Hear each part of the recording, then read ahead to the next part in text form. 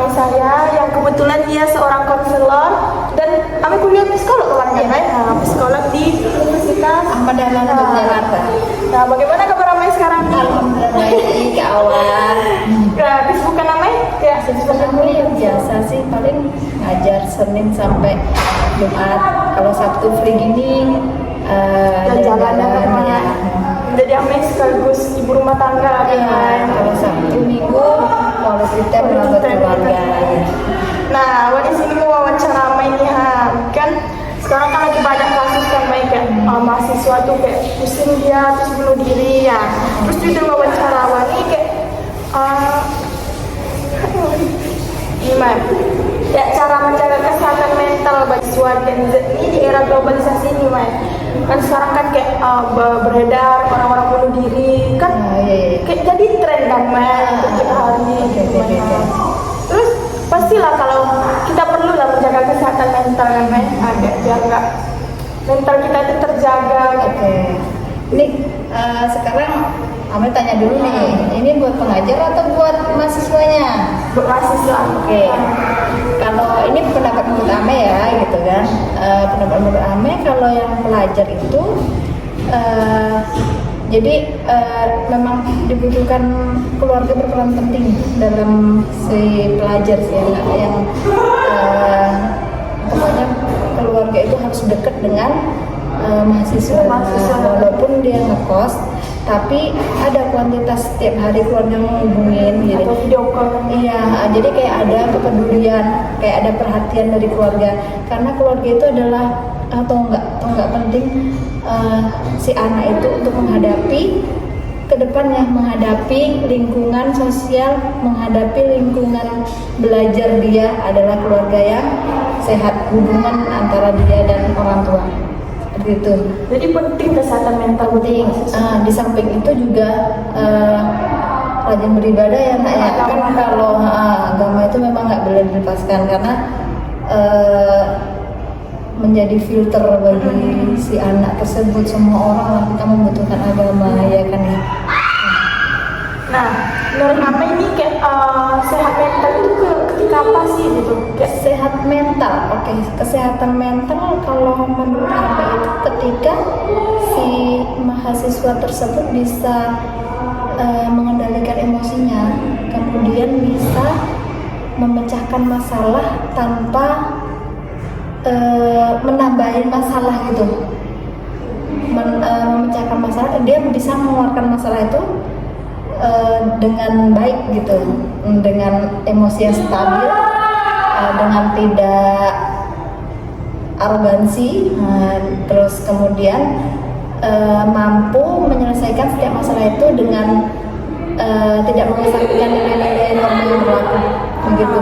Jadi kalau kesehatan mental menurut awak tuh kayak bisa lah menerima sesuatu yang udah ditetapkan, misalnya walaupun kayak misalnya awak punya plan gitu kan tujuan, tapi nggak itu yang diberikan Allah, tapi awak menerima sesuatu itu. Iya, itu termasuk kesehatan mental karena kita harus berprinsip gini nak kan, bahwa sesuatu yang diberikan, misalkan kan kita menginginkan sesuatu, kalau kita tidak mendapatkan itu dari Allah berarti itu bukan sesuatu yang terbaik untuk kita. Kita meyakini aja seperti itu gitu Kan orang-orang ada stres kan Mai, aku udah punya tujuan kayak gini tapi kayak melenceng gitu kan. Ya, itu banyak terjadi. Cuman kembali ke diri kita masing-masing bahwasanya apa yang sudah ditetapkan Allah itu yang terbaik bagi kita gitu.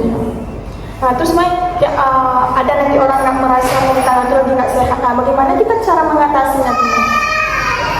Ketika mental kawan ya, misalkan kita dicurhatin kawan.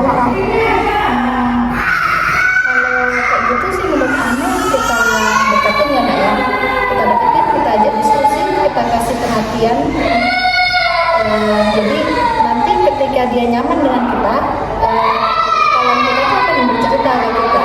Sebenarnya yang dibutuhkan seseorang ketika bermasalah itu dia nggak nasihat dari kita, cuma butuh didengarkan aja. Butuh dia nggak butuh apa yang kita lakuin, dia cuma butuh didengarkan. Tuh, dan beda nanti kalau anak itu, kalau teman kita itu dia nggak ada objek untuk melampiaskan itu, tentu akan berbeda dengan orang yang bisa menumpahkan emosinya gitu. Walaupun emosi kan nggak harus dengan marah-marah ya, Nak, ya, bukan menuangkan di mana aja lah. Kadang ada orang emosi itu diam aja. Ya, itu kalau yang diam kayak gitu harus kita deketin, Nak. Karena takutnya nanti kan bertumpuk Baru lagi cuma kadang kan ada remaja labil tuh dia kayak ngelampiasinya tuh kepada hal-hal negatif, misalnya kayak dia dugem lah atau apa, dia ngerasa kayak semua masalah dia tuh hilang gitu, dia saya mental karena itu. Gimana? Itu sebenarnya karena pengaruh lingkungan yang salah gitu ya. Kurang ini juga sih, kurang pendekatan dari orang tua. Lagi-lagi memang orang tua itu benar-benar jadi filter, dan agama ya, Nak, ya, agama dan keluarga itu memang harus benar-benar jadi filter, karena hanya dengan agama dan keluarga itu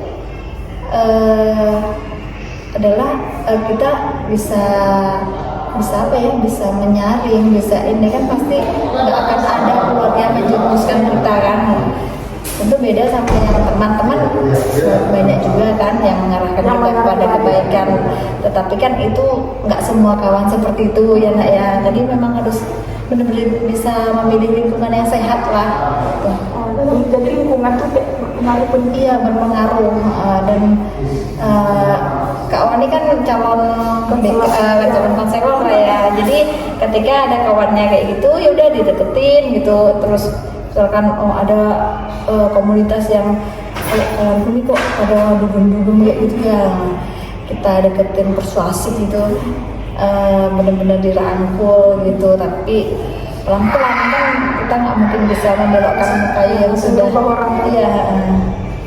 Nah itu kayak kan awalnya pas siswa juga konselor tuh kan gimana misalnya kita tahu kalau siswa kita tuh kayak punya gangguan mental gitu kan sakit mental sama gangguan mental itu beda kan, dia lagi stres gitu, gimana tuh atau biasanya anak itu yang nampak aja murung bisa, kemudian hiperaktif ya, kayak dia mencari-cari perhatian gitu. Jadi teriak-teriak ada so asing gitu, bisa jadi dia menyembunyikan masalah gitu. Jadi gitu tuh ya. Nah jadi kalau cara mengatasinya tuh kayak apa, dipanggil atau ya kalau dia gangguannya seperti apa dulu kan, kita ada gangguan tuh yang patologi sosial itu kan kalau udah mengarah ke kenakalan gitu kan, kalau itu baru bisa kita panggil.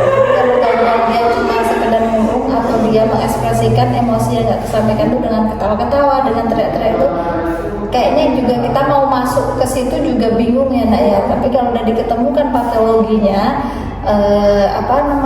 kenakalannya, penyakitnya itu, baru kita mungkin bisa masuk. Kamu kenapa tadi berbuat seperti itu gitu kan? Tapi kalau murung pun bisa juga kita asikin gitu, kita ajak ngobrol gitu. Nanti lama-kelamaan ketika dia nyaman sama kita, dia akan bercerita ke kita, dan kita juga jadi tahu gitu dia lagi mengalami gangguan gitu. Terus kan kadang-kadang kan siswa kan emang dari keluarganya lah yang bikin orang tuh nggak sehat mental gitu kan.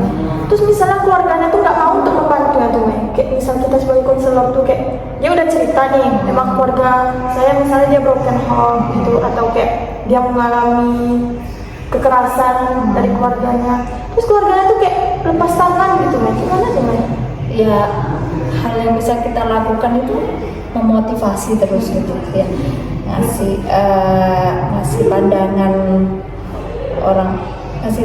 lah, pokoknya intinya dimotivasi. Orang seperti itu memang harus butuh pendampingan ya, seperti kan di keluarga dia nggak dapat kan ya. Kita kan juga pengen kan, namanya juga kita konselor, apa kita kan tujuan kita kan untuk mendampingi seseorang untuk mencapai potensinya yang maksimal ya, Nak. Jadi kita dampingin aja sebisa mungkin kita, Nak. Selagi dia nyaman sama kita, itu semua mungkin bisa sejalan gitu, sesuai apa yang kita harapkan. Nah terus kenapa konselor tuh bagi kayak orang-orang awam tuh kan, siswa awam tuh awam itu dulu nggak tahu konselor tuh apa kan, awam kira kayak BK tuh kayak polisi sekolah gitu, kayak dia cuma hukum anak-anak nakal gitu. Ya, itu wajar. Memang beberapa tahun yang lalu memang kondisinya memang seperti itu, tapi sesuai kemajuan zaman ternyata dulu kan BP ya namanya ya, kalau udah dipanggil BP, ame pun dari zaman sekolah juga udah dipanggil BP itu kena hukum gitu kan. Tetapi di kurikulum yang baru ini nggak seperti itu tugas BK ya. Tugas BK itu merangkul, bahkan yang sekarang kurikulum Merdeka ini ada 11 poin. Dia harus mendampingi anak itu untuk mencapai potensi maksimal, bahkan sampai ketika dia lulus. Masalah pekerjaan, masalah jodoh pun BK nggak lebih sekali itu. Memang dia di poin 11 saya kemarin namanya baca tuh Komjar kan, Komite Pembelajar itu di poin 11 tuh BK tuh memang tugasnya juga mendampingi anak didik kita walaupun sudah lulus, ketika dia butuh konselor untuk mencari jodoh gitu. Ya kita bisa mengarahkan gitu.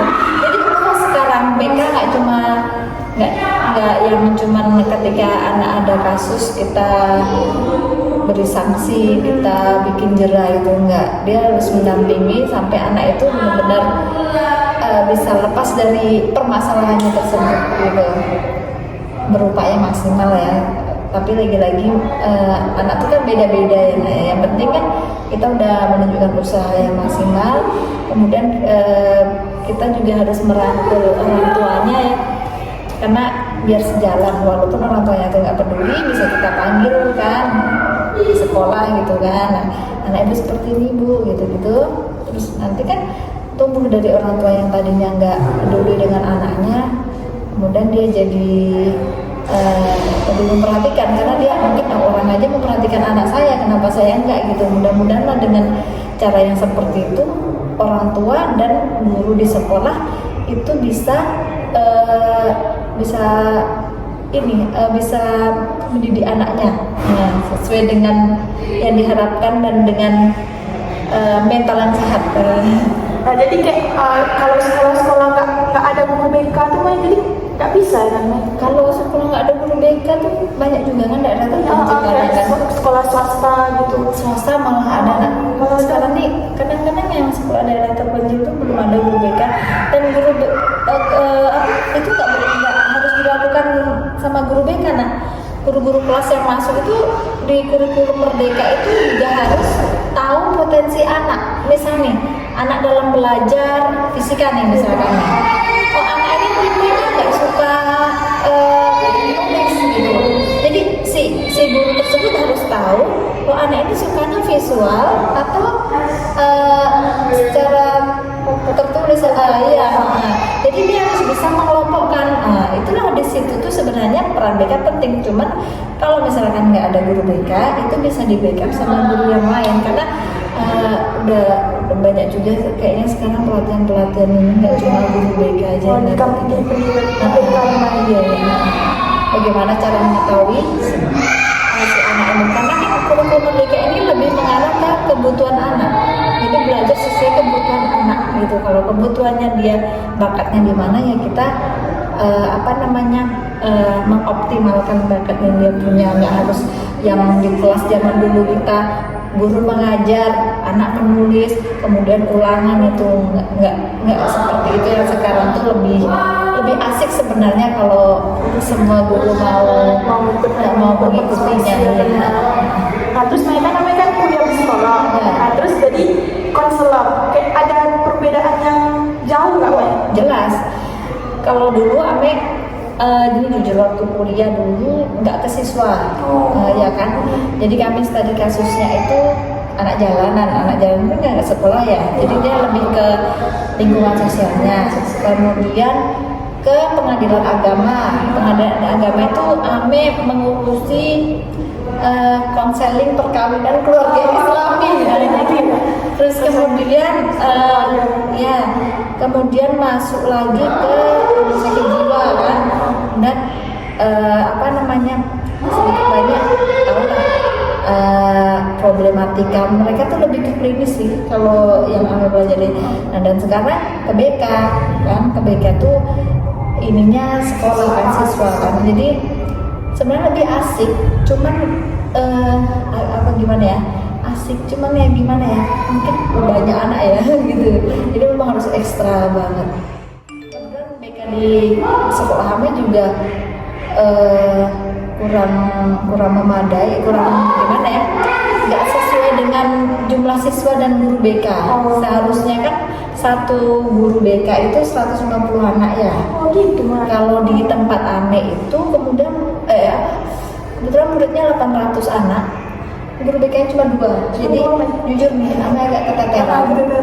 Dan masalah anak yang satu ini belum selesai, itu udah timbul masalah anak yang lain lagi. Jadi berkecamuk lah. Tapi mudah-mudahan lah Allah memudahkan semuanya lah ya. Jadi wawancara awal sampai situ aja hari ini ya kan Mbak. Nah, Ame punya kayak pesan kita tuh quotes nggak untuk remaja-remaja zaman sekarang tuh Mbak, yang kayak Aduh, nggak pernah disiapkan. Jadi gini lah intinya ya, anak-anak remaja itu tidak bisa terlepas dari keluarga, dari orang tua. Jadi orang tua tuh memang sangat berperan penting sebagai tonggak kehidupan, gimana mental remaja besok terbentuk ya. Jadi kalau yang poin pentingnya keluarga dan agama itu memang landasan yang paling kuat untuk membentuk generasi Z yang bermental sehat. Nah, kita nih sebagai remaja, kita sudah tahu nih bagaimana pentingnya kesehatan mental bagi kita semua. Nah, makasih banyak ya